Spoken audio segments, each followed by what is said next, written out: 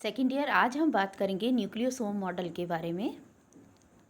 Nucleosome model की आवश्यकता क्यों पड़ी, क्या है ये, इसको जानने के लिए थोड़ा हम और पहले की बात करते हैं कि जो हम इसमें गुणसूत्रों के बारे में बात करेंगे, ये मॉडल जो है वो क्रोमेटिन मटेरियल को लेकर के है। और ये क्रोमेटिन मटेरियल कहाँ मौजूद होते हैं? गुणसूत्र में। अगर आप गुणसूत्र को देखें अच्छी तरह से, एक यूकैरियोटिक सेल में या यूकैरियोटिक सेल के गुणसूत्र को, तो आप अगर बैक्टीरिया की बात करते हैं, फर्स्ट ईयर में हमने पढ़ा था, तो बैक्टीरिया में हम उसके जेनेटिक मटेरियल को कहते हैं क्रोमेटिन मटेरियल। जबकि बैक्टीरिया एक प्रोकैरियोटिक है, तो प्रोकैरियोटिक में हमने कहा क्रोमेटिन मटेरियल, जबकि यहाँ यूकैरियोटिक में हम बोलते हैं क्रोमोसोम्स। तो क्रोमोसोम्स और क्रोमेटिन मटेरियल में क्या फ़र्क है, ये आपको हमने पहले बताया हुआ है कि जो एक कोशिका होती है उसमें केंद्रक होता है। अगर केंद्रक एक सुव्यवस्थित नहीं है तो उसके अंदर पाया जाने वाला पदार्थ जो कि डीएनए है, और भी जो उसके साथ में इंक्लूजन्स मौजूद होते हैं, वो सब बिखरे हुई अवस्था में आपको दिखाई देंगे।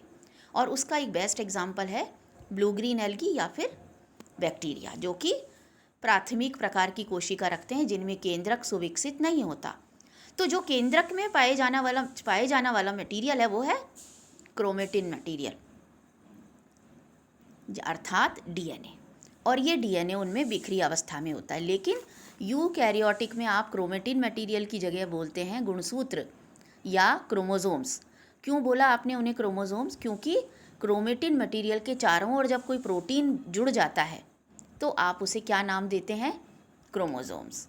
वो एक व्यवस्थित शक्ल में आ जाता है, एक ऑर्गेनाइज स्ट्रक्चर बन जाता है, और आप उसे कहते हैं गुणसूत्र। तो क्रोमेटिन मटेरियल की पहले हम बात करें कि क्रोमेटिन मटेरियल जो कि डीएनए है एक प्रकार से, जब आप एक केंद्रक को देखते हैं तो केंद्रक, अगर आप गोलाकार केंद्रक की बात करें, उसमें कितना ज़्यादा क्रोमेटिन मटेरियल, अगर एक गुणसूत्र को आप खोल के देखें तो बहुत ही ज़्यादा लंबा आपको उसमें डीएनए के तंतु मिलेंगे। डीएनए जो उसके स्ट्रैंड होते हैं वो खोलते चले जाइए, आप मिलने लग जाएंगे। तो ये किस प्रकार से उसमें पैक होते हैं, किस प्रकार से इनकी जो संरचना की एक रेखीय जो अणु है, एक लीनियर जो एक तरह का मॉलिक्यूल है, वो किस प्रकार से पैकेज होता है, वो किस प्रकार की संरचना में वो नज़र आता है। या जो डीएनए को प्रोटीन जब घेर लेते हैं तो वो किस प्रकार से क्रोमेटिन फाइबर्स किस प्रकार से बनते हैं, किस प्रकार से वो गुणसूत्र में आता है शक्ल लेकर के, मेटाफेज में कैसे चेंज हो जाते हैं। अगर आप डिवीज़न देखें तो देखिए, प्रोफेज में क्रोमेटिन मटेरियल बिखरा हुआ होता है, प्रोफेज के बाद आप जाते हैं अगली फेज़ में, तो प्रोफेज, मेटाफेज, एनाफेज, टीलोफेज, अगर आप इन्हें देखें तो गुणसूत्र कह लीजिए या क्रोमेटिन मटेरियल, एक्चुअली बेसिक जो है वो गुणसूत्र में क्या है? Chromatin material. और क्रोमेटिन मटेरियल क्या है? DNA strands. जब ये डीएनए स्ट्रैंड्स शुरू में क्रोमेटिन मटेरियल की फॉर्म में होते हैं, फिर मेटाफेज में आप देखिए कितने मोटे गुणसूत्र की उस तरह से नज़र आते हैं, फिर आप देखिए एनाफेज में वो अलग अलग हो जाते हैं, फिर टीलोफेज में फिर से क्रोमेटिन मटेरियल आपको अलग अलग सेल्स में नज़र आने लगता है। तो थोड़ा सा आप इसे दिमाग में ज़रूर रखिए कि किस प्रकार से जो क्रोमेटिन मटेरियल है वो दिखाई देता है, या अलग अलग फेजेस में क्या दिखाई देगा आपको। यहाँ जो हम एक्चुअली बात करना चाह रहे हैं, आपकी बुक्स में सिर्फ न्यूक्लियोसोम मॉडल दिया हुआ है, उसकी बात हम बाद में करते हैं। लेकिन क्रोमेटिन मटेरियल किस प्रकार से एक केंद्रक में व्यवस्थित होता है, कैसे मौजूद होता है, इस पर काफ़ी डिस्कशंस हुए पहले, और उन्होंने एक तरह से दो मॉडल्स इसके बारे में समझाए हमें।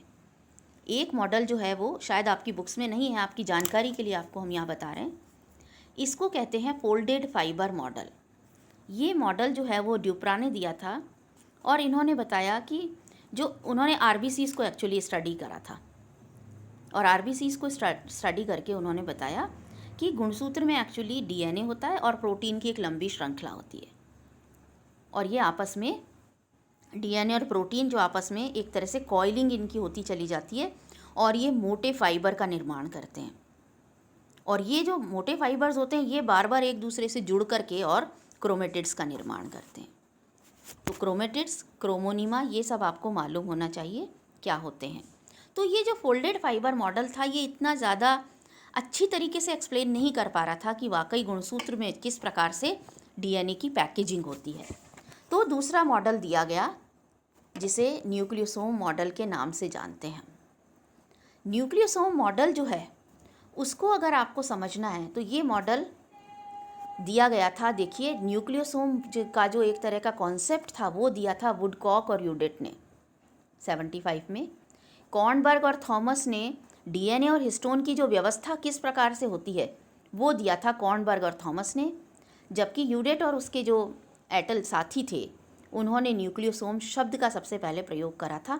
तो जब भी आपसे परीक्षा में प्रश्न पूछा जाए तो आप उसका जवाब उसी तरीके से दीजिए। जो वुडकॉक है उसने न्यूक्लियोसोम का एक कॉन्सेप्ट दिया था। न्यूक्लियोसोम वर्ड जो दिया था वो यूडेट के साथियों ने और उसने दिया था। कॉर्नबर्ग और थॉमस ने इसको बताया था कि किस प्रकार से व्यवस्था होती है इनकी, क्योंकि प्रोटीन जो गुणसूत्र में होता है उसे हम हिस्टोन के नाम से जानते हैं। अब आप इसको मॉडल को किस प्रकार से समझेंगे, किस प्रकार से इसको एक्सप्लेन कर सकते हैं। तो न्यूक्लियोसोम मॉडल ये कहता है कि इसके अंदर 2 इकाइयाँ होती हैं। जो न्यूक्लियोसोम मॉडल में क्रोमेटिन मटेरियल को एक्सप्लेन करा गया है वो कहा गया है उसमें कि इसमें एक्चुअली 2 इकाइयाँ होती हैं, और इन 2 इकाइयों में पहली इकाई जो होती है वो होती है कोर पार्टिकल्स और दूसरा होता है लिंकर। और ये जब दिखाई देते हैं तो ऐसे दिखाई देते हैं जैसे मोती की आकृति की पुनरावृत्तियाँ हो रही हैं, रिपीटिंग यूनिट्स हैं एक तरह से ये, जो कि न्यूक्लियोसोम बॉडीज़ के नाम से भी जानते हैं हम इनको आप कैसे समझेंगे कि जो न्यूक्लियर एक तरह का या कोर पार्टिकल जो होता है, कोर पार्टिकल में 4 प्रकार की हिस्टोन प्रोटीन्स होती हैं और 8 उनके अणु होते हैं। जो हिस्टोन प्रोटीन 4 प्रकार की होती हैं उनका नाम होता है H2A, H2B, H3 और H4। तो अगर आप इमेजिन करें कि H2A की 2 बॉल्स को आप समझें, H2B की 2 बॉल्स हैं, H3 और H4 की भी 2 बॉल्स हैं, तो ये एक प्रकार से कितने अणु हो गए? 8 अणु। प्रत्येक प्रोटीन के 2 अणु मिलकर के एक ऑक्टामर बनाते हैं। तो आप इसे इमेजिन करिए कि आपने 2 बॉल पकड़ रखी हैं और साइड में आपने 2 बॉल 4 हो गई, उसके नीचे और 2 बॉल्स लगा दी, तो 4 8 एक प्रकार से आपके सामने बॉल्स आ गई। अब ये 8 बॉल आपने एक जगह जमाई और फिर उसके बाद में एक आपने लिया लिंकर अर्थात इन सबको बांधने वाला। तो इनके चारों ओर जो डीएनए की श्रृंखला होती है, ये तो प्रोटीन्स हो गए। अब प्रोटीन के इसके चारों ओर कम से कम 166 जो बेस पेयर्स की लंबी डीएनए श्रृंखला होती है, वो इनके चारों ओर अर्थात आपने 8 बॉल्स ली और उन 8 बॉल्स को चारों तरफ से बांधना इस प्रकार से शुरू करा कि एक पूरा टर्न ले लिया आपने और एक आपने 3/4 टर्न लिया। तो कुछ बुक्स में आपके इसको 1.82 के हिसाब से, चक्कर के हिसाब से दिया हुआ है। किसी बुक में आपके कहा है कि इस ऑक्टोमर के ऊपर 1/3 यानी एक पूरा चक्कर और एक पौना चक्कर, 3/4 उसमें चक्कर लगता है, और चौथाई जो चक्कर होता है उसमें वो लंबा डीएनए का लिंकर नीचे की तरफ चल देता है अगले को बांधने के लिए, यानी दूसरे ऑक्टोमर को बाइंड करने के लिए, उसको ज्वाइन करने के लिए। तो आप समझ सकते हैं इसमें कि जो 166 क्षार युग्म की जो लंबी श्रृंखला डीएनए की होती है वो तो उसके चारों ओर लिपटी रहती है, और नीचे जो आती है वो उसमें 80 आसपास उसमें बेस पेयर्स होते हैं, वो नीचे की तरफ आके और उसके साथ में H1 हिस्टोन प्रोटीन जुड़ जाता है।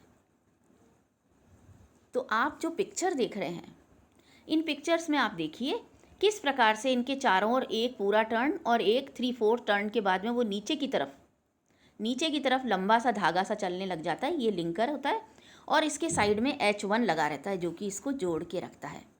और ये पूरी जो एक इकाई होती है जिसमें कि ऑक्टामर है, डीएनए के वो जो साथ में उसकी लंबी श्रृंखला है और साथ में उसके H1 प्रोटीन है, ये मिलकर के क्रोमेटिन की एक इकाई बनाता है।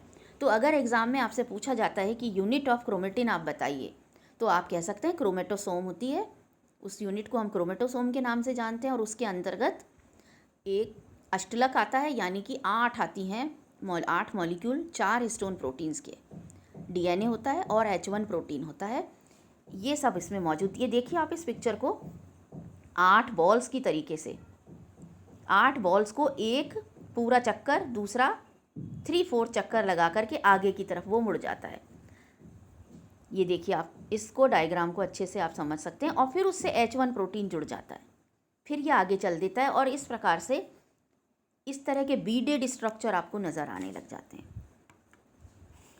तो गुणसूत्र का जो एक क्रोमोनीमा होता है, जो जैसे आप क्रोमोनीमेटा, क्रोमोनीमा के नाम से, या जो कि एक मोती जैसी संरचना होती है, उस मतलब एक तरह से जो एक ड्रॉप जैसा जो स्ट्रक्चर नज़र आता है, उसमें कम से कम 6 से 7 उसमें न्यूक्लियोसोम होते हैं।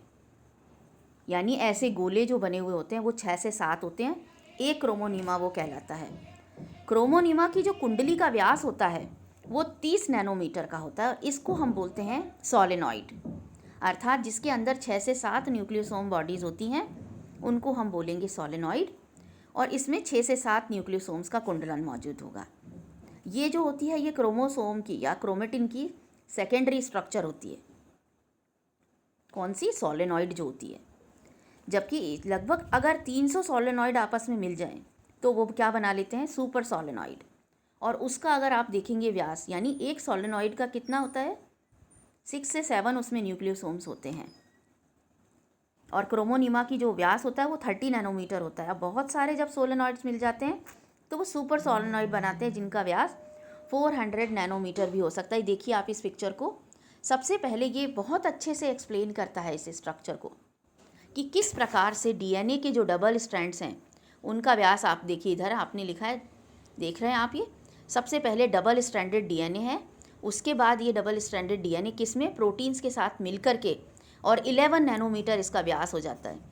फिर ये आ जाता है सोलेनॉइड की फॉर्म में और इसे आप 30 नैनोमीटर के नाम से कहते हैं। ये 30 नैनोमीटर जब बहुत सारे सोलेनॉइड मिल जाते हैं तो ये 300 नैनोमीटर की उसमें आ जाता है। और फाइनली ये सुपर सोलेनॉइड बनाता है जो कि 700 नैनोमीटर व्यास होता है। 700 नैनोमीटर व्यास के बाद में आप ये देखिए क्रोमोसोम किस प्रकार से, क्रोमोसोम जब आप देखेंगे तो उसमें व्यास होता है 1400 नैनोमीटर। तो ये कुंडलित होते चले जाते हैं और क्रोमेटिन की जो टर्शरी क्वाटरनरी स्ट्रक्चर्स बनाते हैं, super super super solenoid, duper solenoids बन जाते हैं। और अधिक कुंडलन, जब ज़्यादा कुंडलन हो जाता है तो आप देखते हैं मेटाफेज में जो होते हैं क्रोमोसोम्स, वो एक अलग स्पेसिफिक उनका एक शेप नज़र आने लग जाता है आपको। तो आप इसको अगर अच्छे से समझना चाहें तो आप सोच सकते हैं कि अगर 146 नाइट्रोजनी बेसिस हैं डीएनए में, ठीक है, और फिर उसके साथ में जुड़ गए ये डबल उसके हिस्टोन प्रोटीन्स, तो उसने क्या बना लिया? हिस्टोन प्रोटीन जुड़ करके न्यूक्लियोसोम बन गया। फिर 6-7 न्यूक्लियोसोम मिले तो उन्होंने बना दिया एक सोलेनॉइड। फिर सोलेनॉइड जब बहुत सारे मिले तो सोलेनॉइड ने बना दिया सुपर सोलेनॉइड। और सुपर सोलेनॉइड बनने के बाद में और भी ज़्यादा वो कंडेंस हो गए तो उन्होंने बना दिया क्रोमोसोम, गुणसूत्र बन गए। So this is actually nucleosome model, जिसमें न्यूक्लियोसोम एक बनता है। जब बहुत सारे न्यूक्लियोसोम एक साथ जुड़ते हैं तो वो बनाते हैं सोलेनॉइड। सोलेनॉइड सुपर सोलेनॉइड को बनाते हैं और सुपर सोलेनॉइड से बहुत ज़्यादा कंडेंस्ड आपको क्रोमोसोम्स दिखाई देते हैं। So this is about the nucleosome model. आप इसे एक बार पढ़िए, नहीं समझ में आता तो आप हमें बताइएगा, हम दोबारा करेंगे इसकी बात। नेक्स्ट क्लास में हम मेसेल्सन और स्टॉल का एक्सपेरिमेंट लेंगे। थोड़ा सा आप उसे पढ़ के देखिएगा।